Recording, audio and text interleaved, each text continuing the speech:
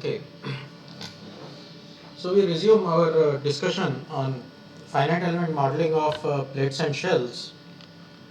Uh, as I was discussing yesterday, we all are familiar with the structural elements of beams and arches. Essentially, these are the tools, or these are the structural elements which allow us to uh, bridge over open spaces, and they allow to support loads transfers to the horizontal span that is being bridged.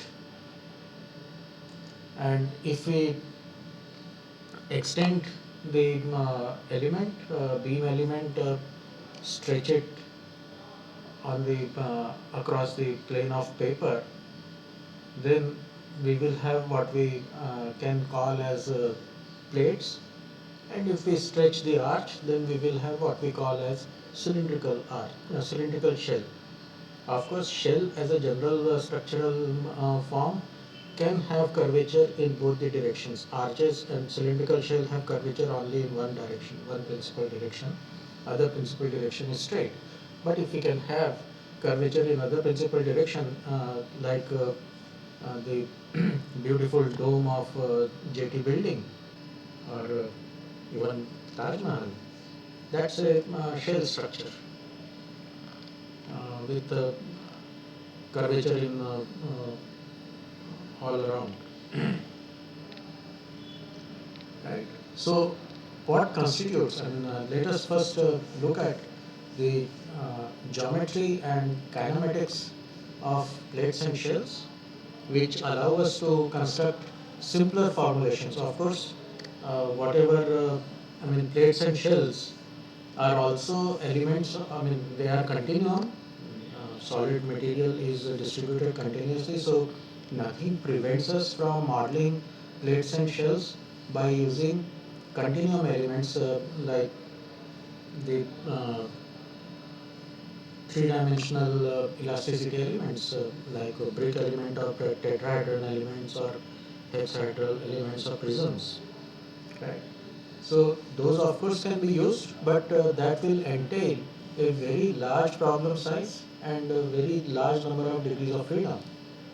And by virtue of very simple geometry and special kinematic constraints that exist in the deformation pattern of plates and shells, there are some simplifications possible, and simplified theories can be developed, simplified formulations can be developed, which may lead to considerable reduction in problem size. And that is how we have these special theories for deformation of plates and shells.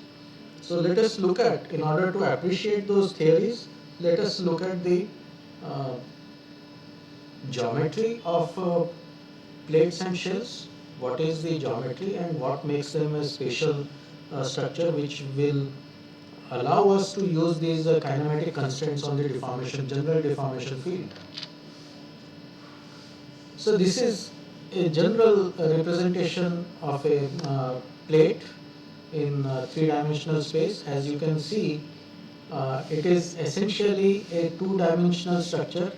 Thickness direction in z direction, it is very very small in comparison to the planar dimensions, but the loads are supported transfers to the axis.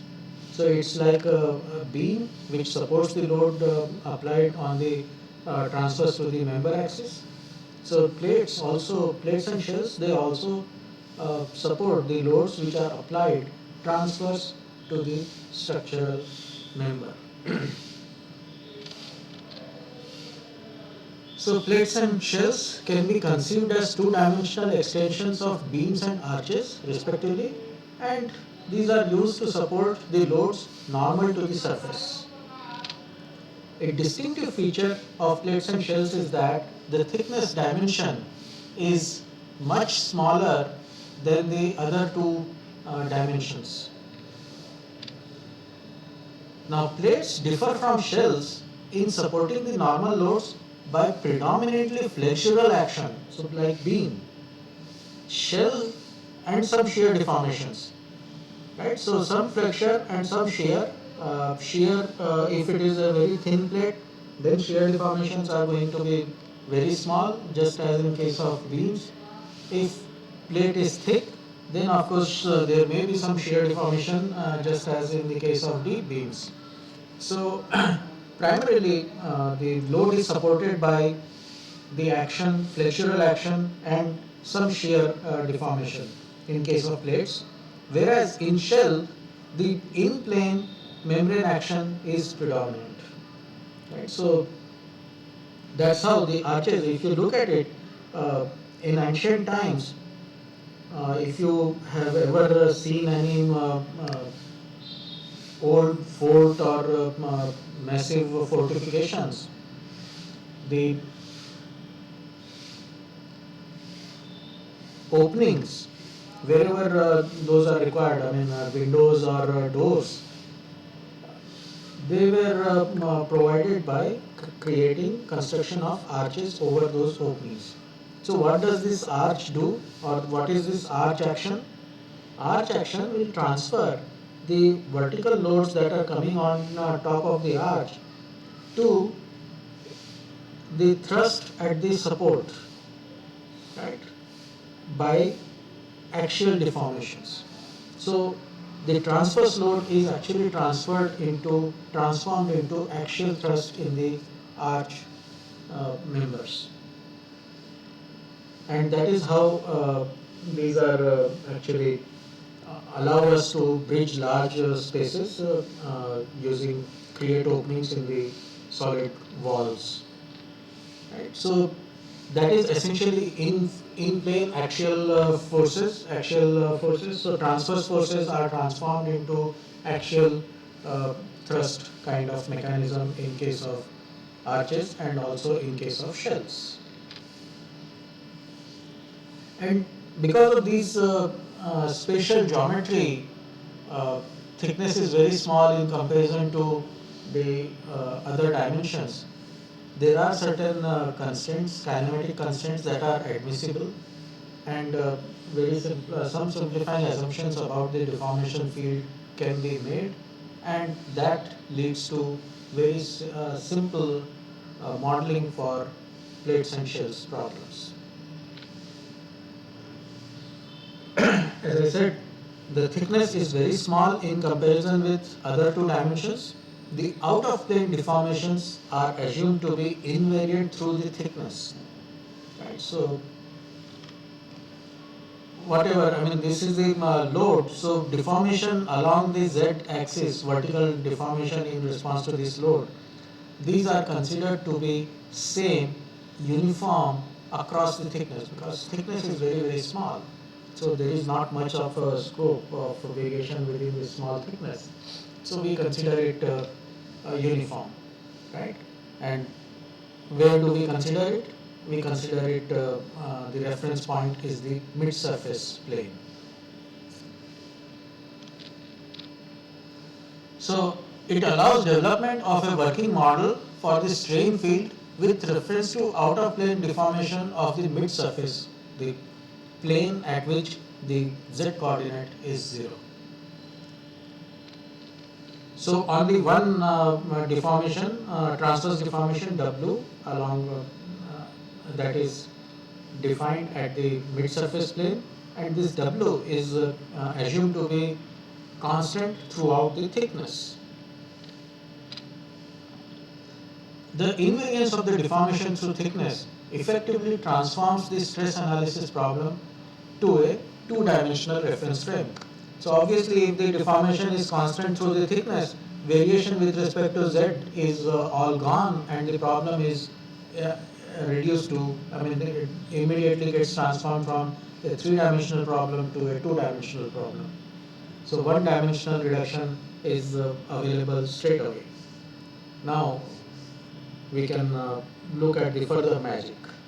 Even in two-dimensional reference frame, the other two deformations can be eliminated actually. So material filaments normal to the mid surface, right? analogous to the plane sections normal to the neutral axis in an Euler-Bernoulli beam. So these extend up to plus or minus h by 2, where h is the thickness and measured from the mid surface. So h by 2 plus h by 2 is the top surface and minus h by 2 is the bottom surface, bounding surface of the plane. And these are also very important. I mean, the mid material filaments normal to the mid surface. So again, there will be something similar to Euler-Bernoulli beam and shear flexible beam. We have similar formulations, flexural deformations, that is called Kirchhoff plate bending theory, and there is a shear flexible formulation as well. So in the case of plate, the thickness is small but not too small in comparison with the other dimensions. Right? So now this is a little confusing, I guess.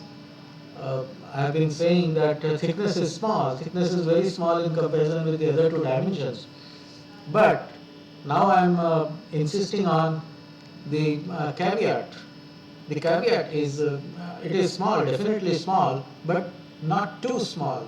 Now, what happens if it is too small? If it is too small, then have a look at this. This is a sheet, right? I mean, just a tissue paper. Now, thickness is of course very small, and for this is in comparison to xy dimension, the thickness normal to the plane is very small. So what is its flexural strength, flexural rigidity? It's very small, hardly anything. So this is more like a fabric.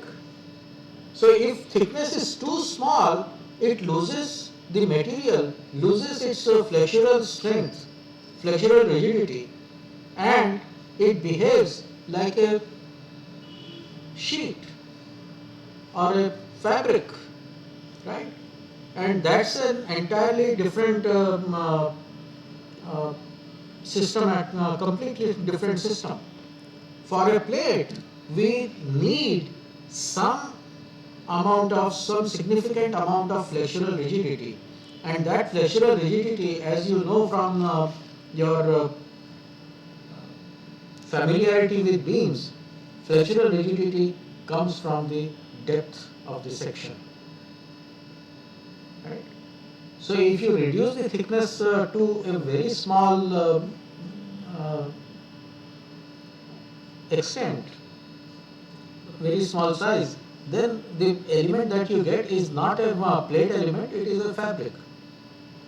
Right? And it's an entirely different thing. So fabric means, I mean, that is what you use in creation of tents and temporary shelters and so on, right? So that has a completely different behavior, and we are not.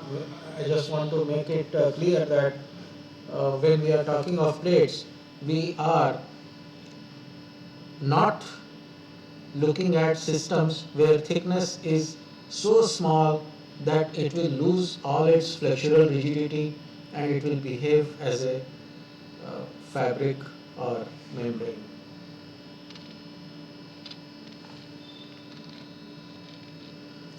So an extremely thin entity acts like a fabric and has negligible flexural resistance, which is an important aspect of the plate behavior.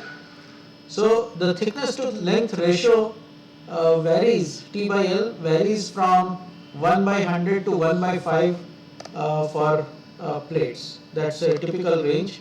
If thickness to length ratio is in this range, then we can model it as a plate, right? If it is smaller than this range, then we may be better off modeling it as a completely axial behavior. There is a fabric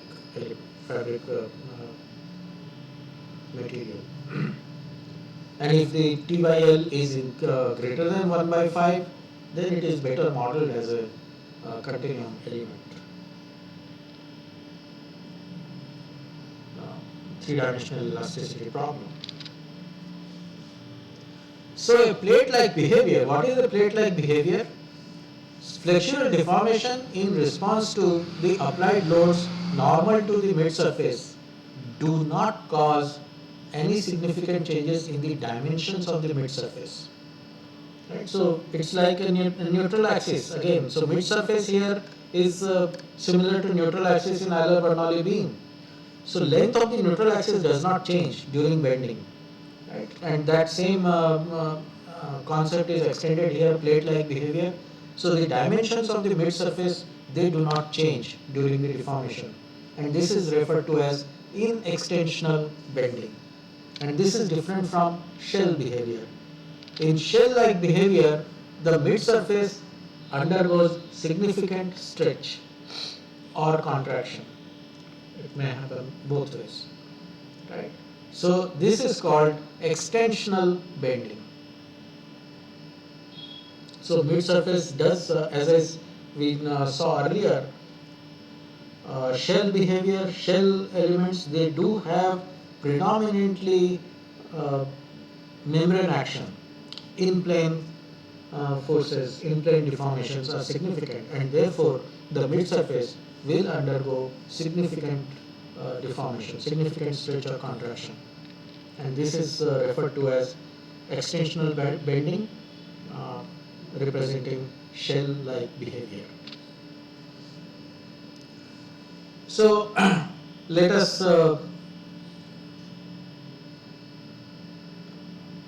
dive into the Kirchhoff theory for thin plates. Thin plates, as the name suggests, we are looking at flexural deformations and shear strains.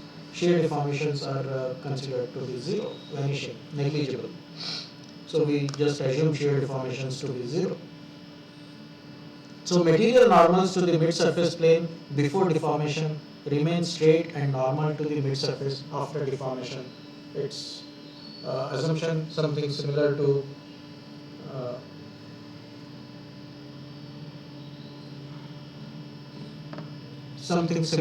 the Euler-Bernoulli hypothesis applicable for the plates.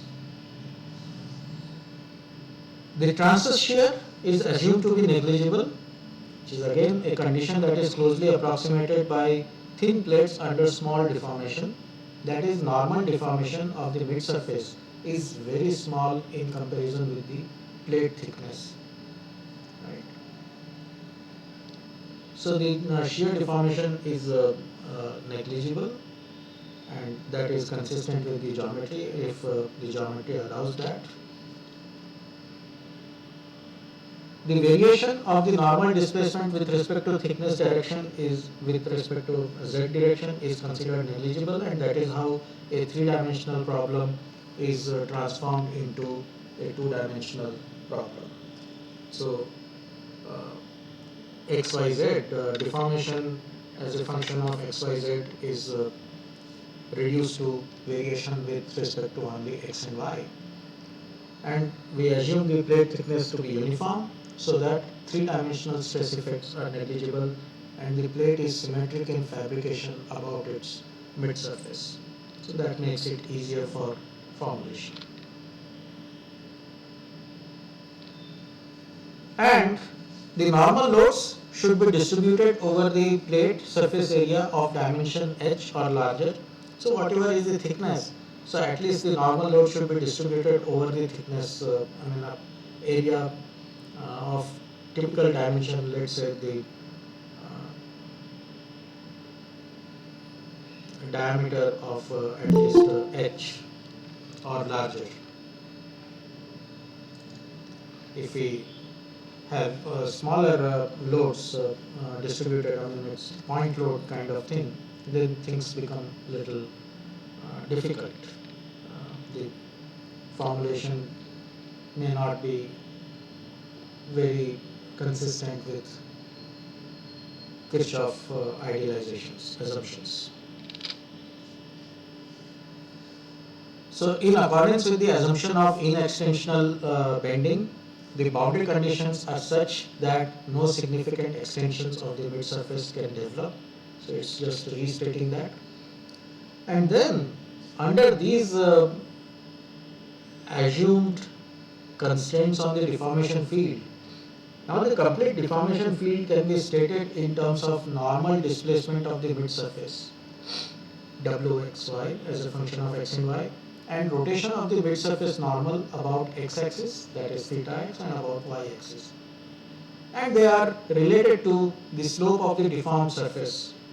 So rotation about x-axis is of course related to the rate of change of deformation w with respect to y, and that is equal to the distortion of the section, and if shear distortion is 0, then of course these two rotations have to be equal. So that is what the uh,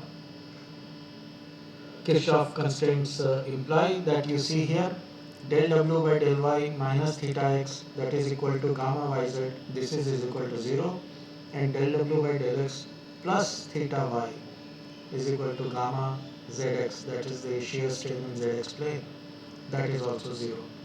So these are the transverse shear strains in yz and zx planes respectively, and these conditions are known as Kirchhoff constraints for bending of thin plates, and these constraints enforce the vanishing transverse shear strain conditions in the plate. So how does this look like? I mean, it's easier to write here, but you may be wondering why do you have these different signs, and it may you may appreciate it if you look at the geometry of the figure. So this is the plan that you see, xy plane, and this is the plate domain omega bounded by gamma, and rotation about x-axis is this. I mean, if you right hand rule, so thumb pointing to the double arrow direction, and then the rotation, sense of rotation is given by the curl of the fingers, so that is the positive rotation. So if you look at it, then theta x, positive theta x would involve upliftment of the w, and del w by del y is of course going to be equal to positive gradient, right? And similarly, if I consider the rotation about theta y axis, then positive sense of theta y actually leads to depression or downward deformation of the plate, and that would involve negative gradient. So that is how it is defined. So del w by del x is equal to negative of theta y, and del w by del y is equal to positive theta x, and that's how those shear strain conditions are arrived at. So this is the flat undeformed surface, and in the case of deformation, this is what the deformation profile looks like, and this is the relationship between the derivative of the deflected shape and the section rotations, plane rotations, material filament rotations. So once we have these rotations, then the deformation, the displacement, xy displacement can be represented as a lever arm times the rotation, and that is how you get u as a function of xyz is equal to z times theta y. So that will be equal to minus z times del w by del x, and v as a function of xyz is equal to given by minus z times theta x, and that is equal to minus z times del w by del y. And w is given by W as a function of xy, and at Z is equal to 0. It's constant over the thickness Z. So once you have these displacements, all three components of displacement u, v, w, then the strain field can be given by standard relationships. Uh, Epsilon xx, direct strain along x direction, so del u by del x, just take the partial derivative with respect to x and you have these relationships, and epsilon yy, gamma xy, epsilon zz, gamma yz, and gamma zx. These are of course 0, as we have already seen there. So that leaves us with a uh, in plane strain kind of situation. So the strain out of the plane is 0.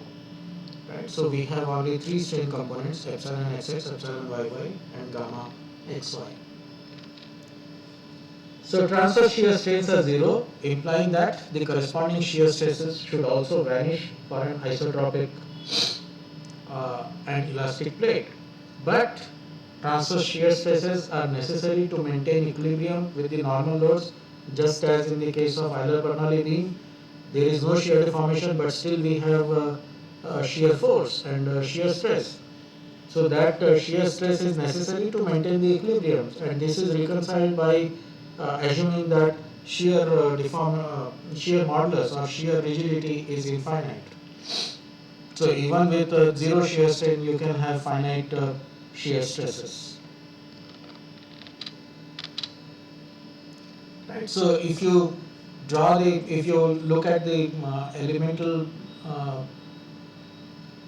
model, I mean some infinitesimal element of a plate, then these are the stress resultants, various stress resultants acting on the plate. It's a little complicated figure. It will take some time for you to understand, look at each of these stress resultants, stress components, and stress resultants carefully, and understand the equilibrium. So this is what it looks like in the planar representation, and equilibrium is essentially collection of terms, and just stating the simple equilibrium statements that we from the static problems. So strain field corresponds to the state of plane strain with epsilon zz is equal to 0, gamma yz is equal to 0, and gamma zx is equal to 0. However, the practical observations corresponds to a plane stress condition more closely. Right? So sigma zz is equal to 0 is that is the plane stress condition. But obviously, this violates the plane stress condition. Plane stress condition requires that the bounding surfaces should be free of any stress. Right? So how can this be treated as a plane stress condition? Nevertheless, the practical observations, they do correspond. They do show better agreement with plane stress modeling, and this plane stress modeling, in spite of this violation that I just mentioned, that the bounding surface is not free, because the essence of a plate deformation is that it supports the load normal to the surface. If there is a load normal to the surface, then obviously it's not a plane stress condition. But even in view of these violations, the results are in better agreement with plane stress conditions, and this plane stress modeling may be acceptable for negligible Poisson's effect in an isotropic homogeneous medium. So normal loading and bending of plate leads to distribution of stresses and stress resultants in the plate, and we can have in terms of moments and twists, direct moments and twists in terms of direct stresses and shear stresses as a stress resultant, and the moment equilibrium will of course require that these uh, twisting moments they should be equal to each other. So just a fallout of the complementary shear condition from equilibrium. The stresses are obviously not invariant through the thickness of the plate, and hence plane stress assumption cannot be justified. But as I said, the agreement of the observations and the prediction of the analytical theoretical model agrees, has a better agreement with plane stress conditions. So in order to reconcile that, we assume plane stress conditions to prevail at for each lamina. So as a practical solution, we assume each lamina of the plate, that is plane at z is equal to constant, to be in a state of plane stress. Now that is just a uh, spin that is being given just to satisfy our ego. Let us be very clear that we are following a formulation which agrees with the observations, which has a better agreement with the observations. Although the constraints of the problem do not justify this assumption, but we use it just because it works. Everything else is just a hogwash. It's a wordplay.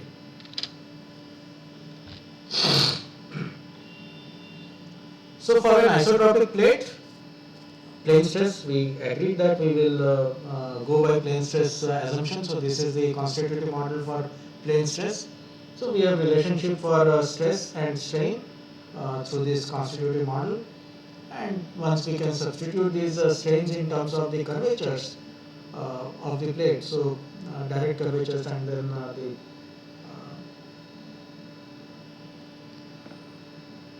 cross curvature, XY curvature,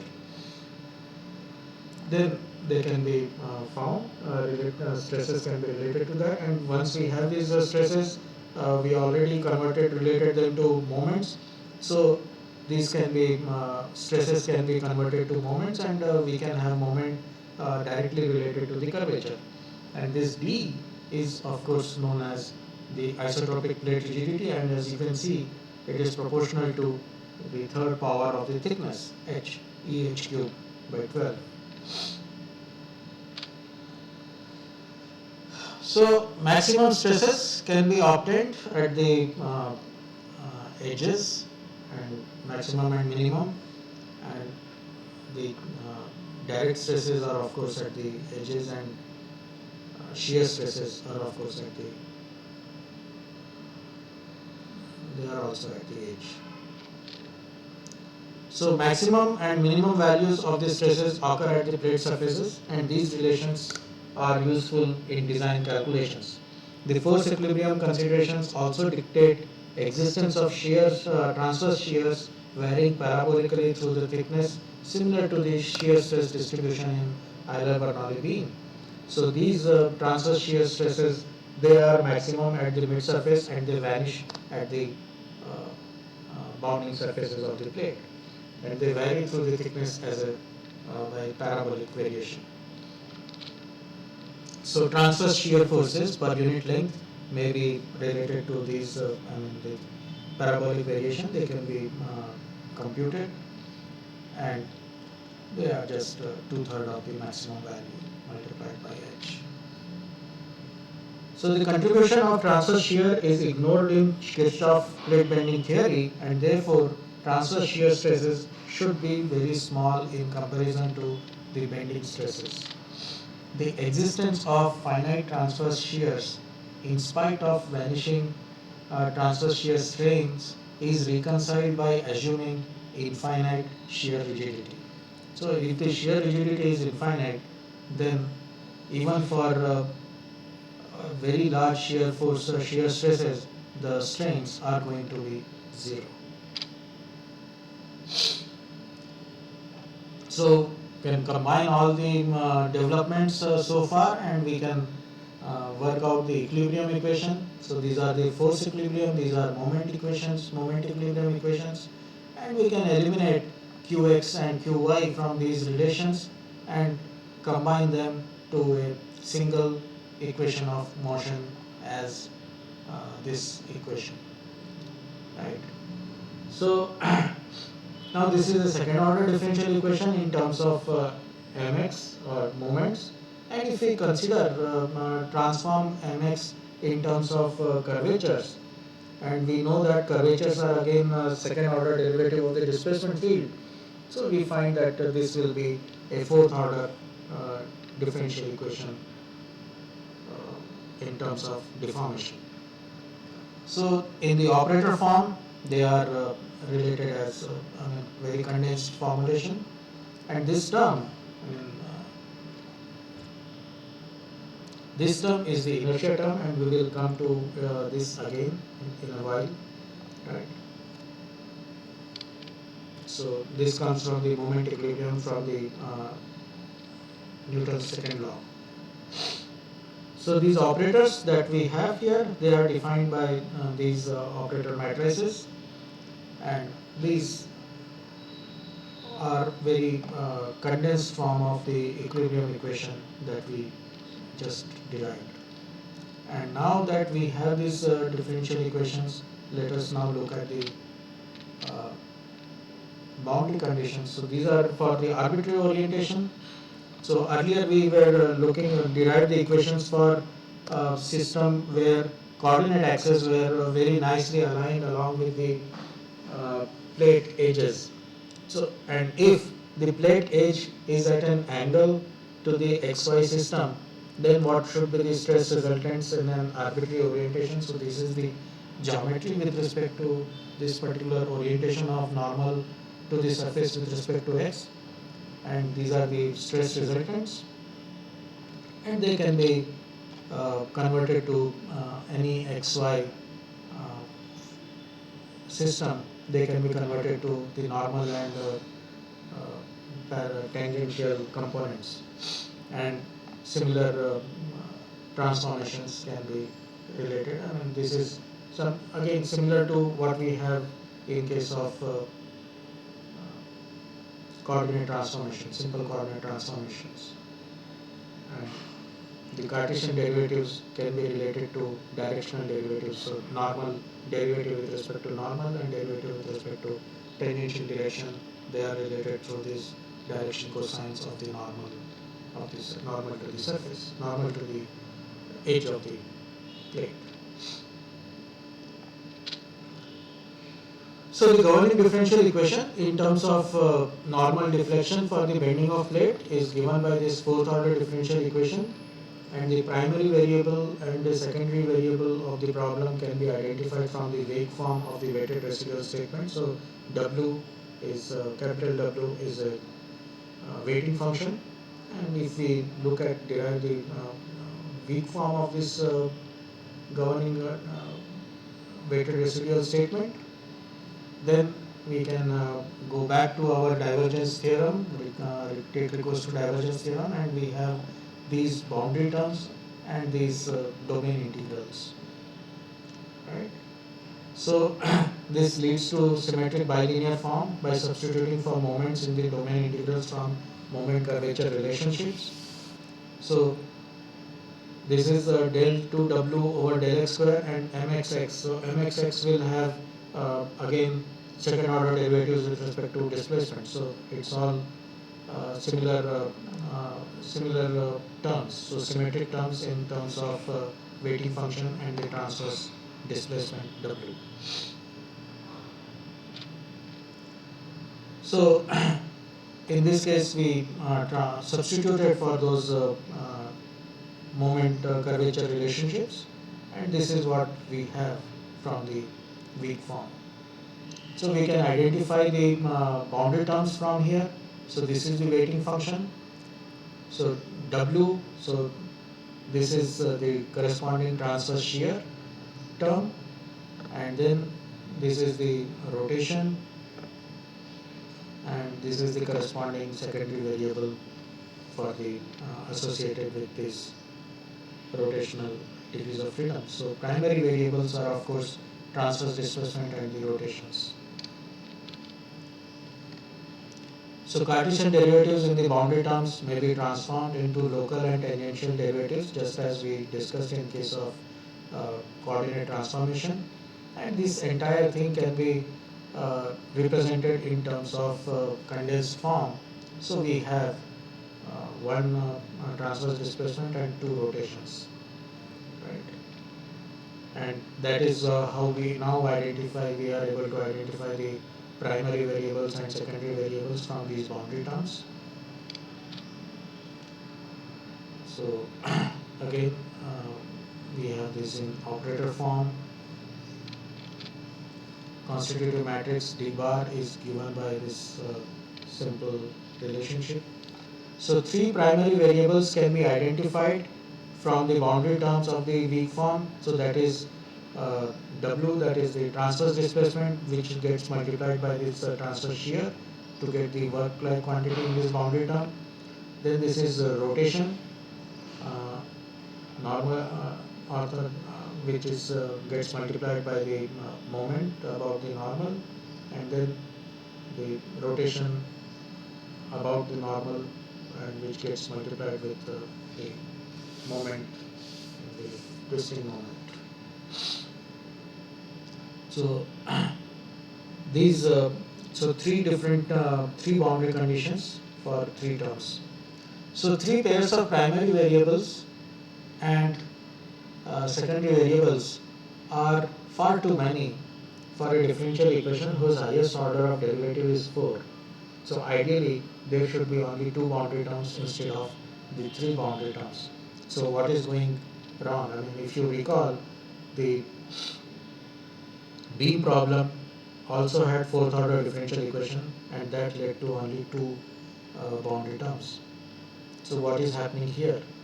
So we have fourth order differential equation and we have three boundary terms. So these three boundary terms can be reduced to just two independent conditions. The problem is these three boundary terms, they are simpler to write, but they are not independent of each other. And there can be some terms, the moment terms, they can be actually combined, and they can be modified to have just one term, right? So with this relationship between the two moment terms, the boundary term can be uh, transformed into just two forms, and that is using this as the Kirchhoff edge condition. So this modified shear, transfer shear includes a rotation component of the rotation from the twisting moment, right? And this is the effective transfer shear, and this is referred to as Kirchhoff free edge condition, and the corner uplift forces, they are assumed to vanish. So this is what something sometimes you may observe. If you keep a plate, simply supported plate, and you try to press it down, the edges will lift up, right? So even when there is no force, there is no restraint there. So that is what we call as the Kirchhoff free edge condition, and this is what is causing that. So these will lead to the uplift forces, uplifting of the corners, and there is, because there is no restraint, so the corner uplift forces, they would vanish.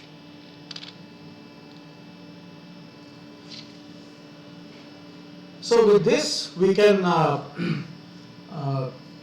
go for the modeling of the thin plates, Kirchhoff element.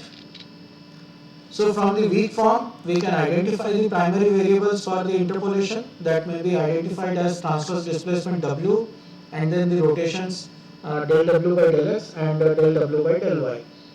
And this suggests a C1 continuous interpolation model because the first order derivative is required, is identified as a primary variable, so that continuity of first order derivative is required.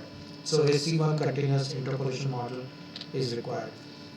So earliest functional finite element model for Kirchhoff plate bending problem is given by a 4-node rectangle with 3 degrees of freedom, namely these three primary variables. So W, del W by del X and del W by del Y at each node. So 4 node with 3 degrees of freedom at each node, so total of 12 terms, 12 degrees of freedom. So we can have approximation for W, which can have 12 terms in polynomial approximation, polynomial in XY. So selecting symmetrically placed terms in Pascal triangle. So 12 term approximation for normal displacement can be assumed as this 12 terms, which are uh, complete up to cubic variation, and plus 2 terms from the fourth order quartic variation, which are symmetric with respect to xy variation.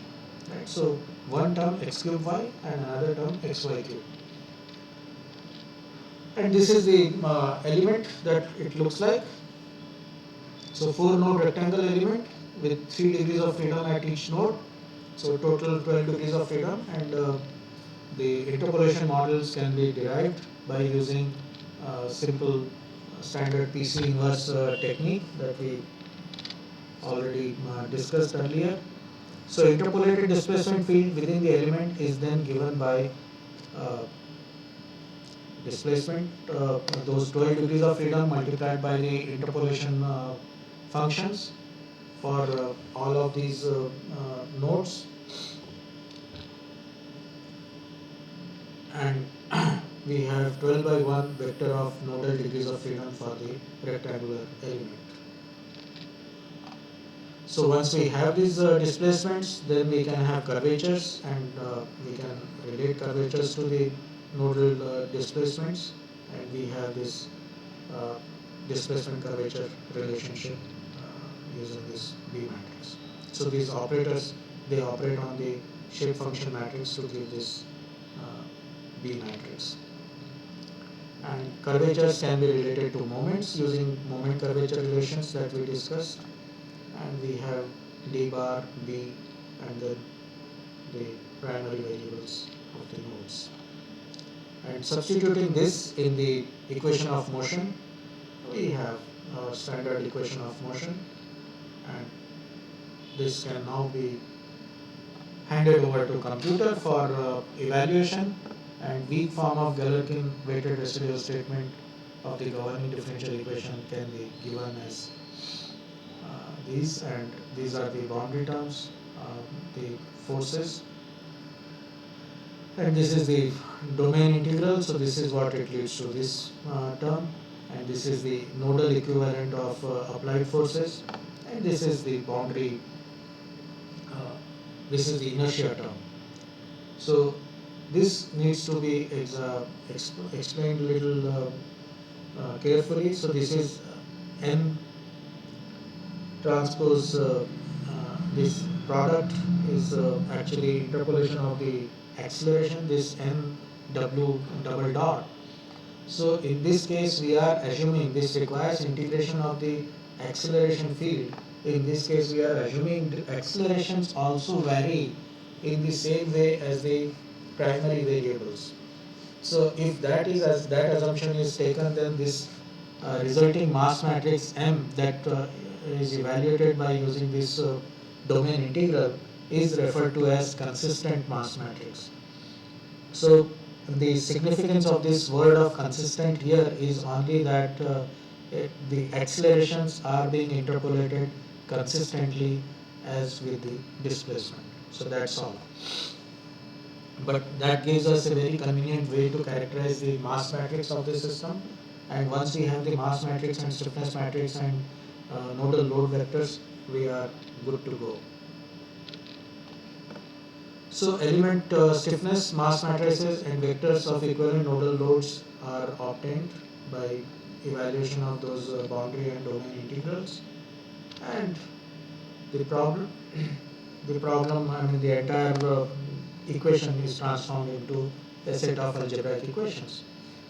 Now the problem with this 4-node rectangle plate binding element is that its interpolated displacement field does not ensure continuity of the normal derivative along the element interface. So this is what we call as non-conforming elements, one of the non-conforming elements, it does not conform with the basic tenets of finite element convergence of finite element solution. But nevertheless, this performs very well compared to several rigorously derived finite elements meeting all the constraints. So plate bending problems, they posed a very serious issues while the development of finite element models, and this non-conforming element which seems to violate this continuity requirement uh, appeared to do a better job, and this was one of the earliest working finite element model. Of course, there have been several other finite element models developed subsequently, but this is by far the easiest one and simplest one to develop. So what is the problem here? So problem is along the edge 1 4, if you look at the geometry,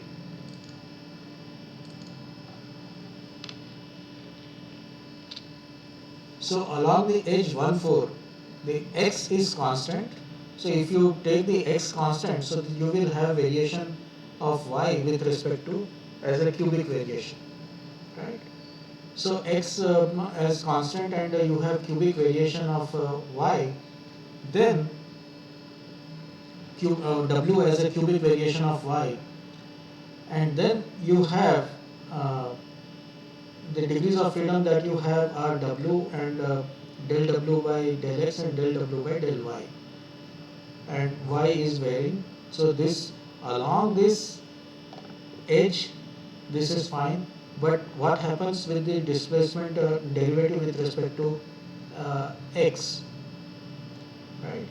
So this displacement derivative with respect to x, that is the normal derivative here, normal to this edge.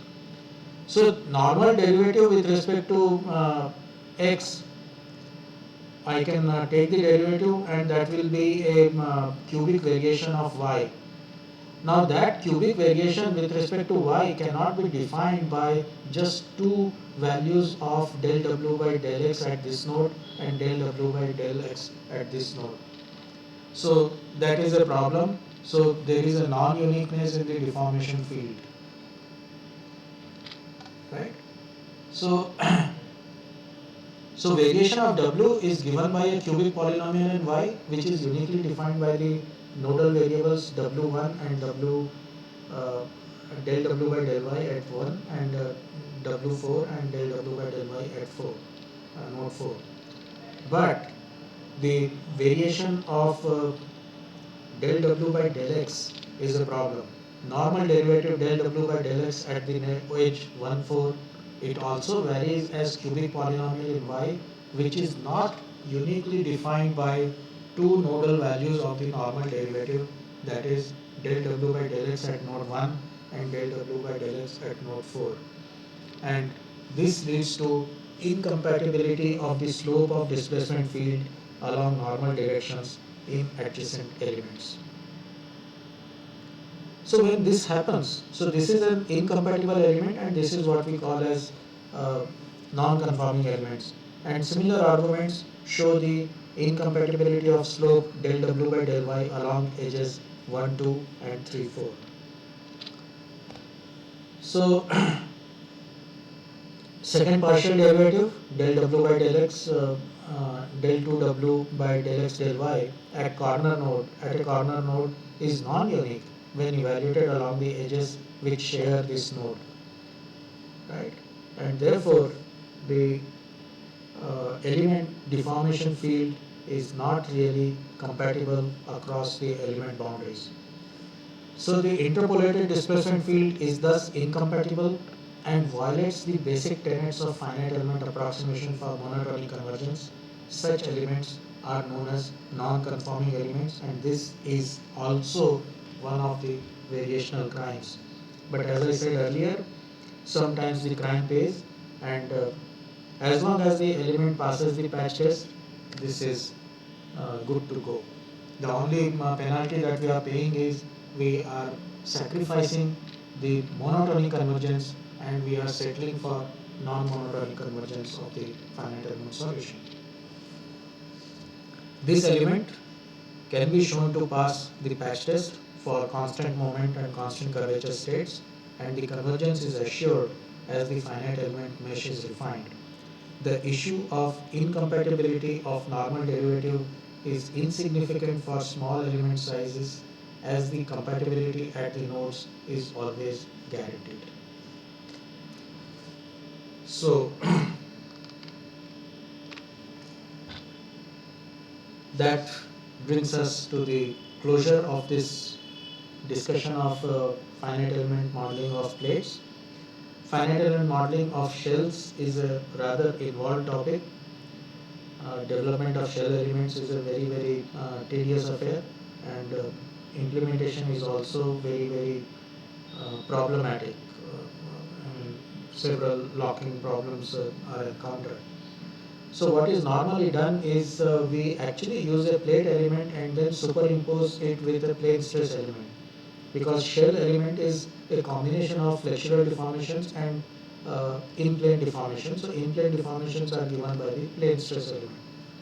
So it flexural plate element and a plane stress element superimposed with that. So that is often used to model shell geometries, and such elements are called facet elements.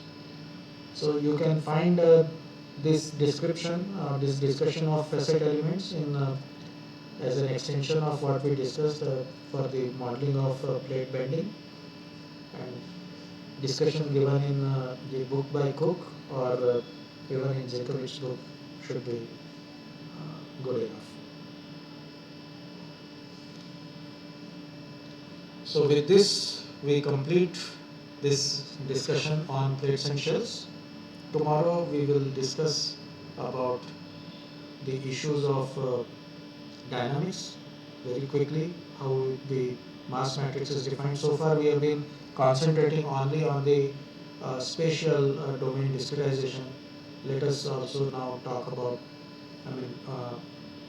primarily concentrating on the mechanics point of view, structural mechanics point of view, stiffness and forces for static problems. The inertia term we had been ignoring so far. So now we will also look at what happens to that inertia term, and I just briefly mentioned about the consistent mass matrix, and that is what we will discuss a little more on that in our next lecture. Thank you. So, any questions? Anyone?